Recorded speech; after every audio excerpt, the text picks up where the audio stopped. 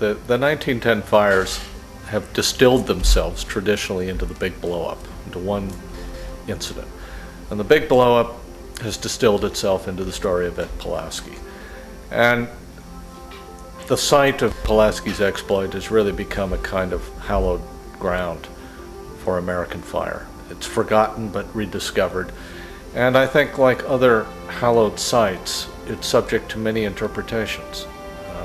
And it's possible to go back over and over again and derive new meaning out of it. And I think we need the story now to understand how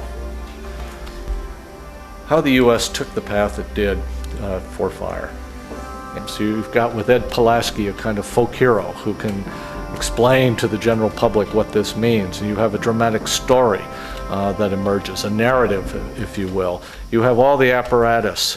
You're tapping into this sort of interest in active government.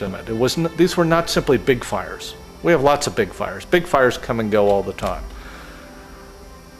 Great fires are big fires that make an impact on the society, on their sustaining culture. They interact with it, they interbreed with it in some ways, and produce dramatic effects. They get branded in various ways in institutions and ideas, and the 1910 fires did that.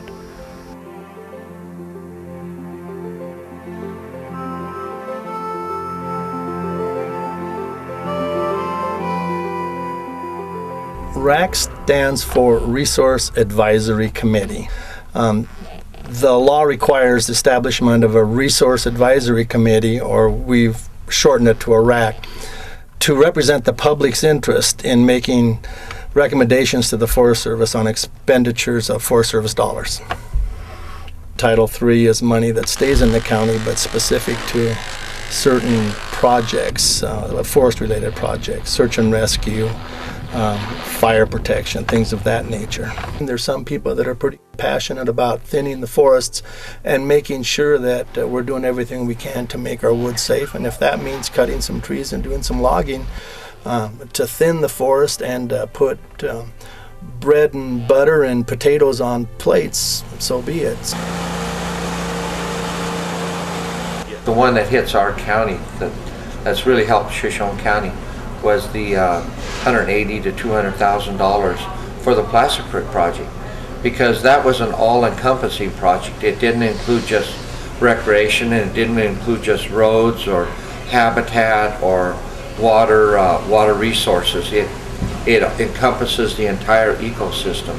We have not had any timber revenues off our forest in years. And we really relied heavily upon natural resource for our monies for our county, and I think it's really important that the public get involved.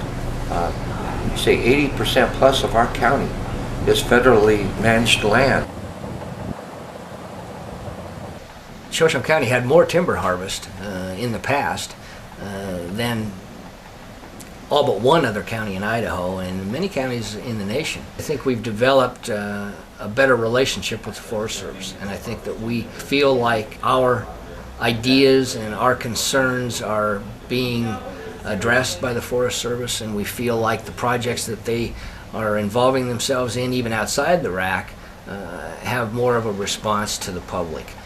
We've had very little conflict about the worthiness of projects, more how much money can we devote to that project. We're helping out with the Placer project. This funding was better received in an environment that took care of forest health with some timber harvest and actually created real jobs on the ground in the economy. Fire is not a bureaucratic category. So we're really not letting fire and fire's logic structure our fire program. We're letting all these other concerns dictate it. And that's why it's not work, because fire's not listening. You know, it doesn't hear us. It doesn't care about presidential initiatives and congressional directives and court orders, NGO manifestos. It has its own logic, and unless you speak to it in a language it understands, it doesn't hear.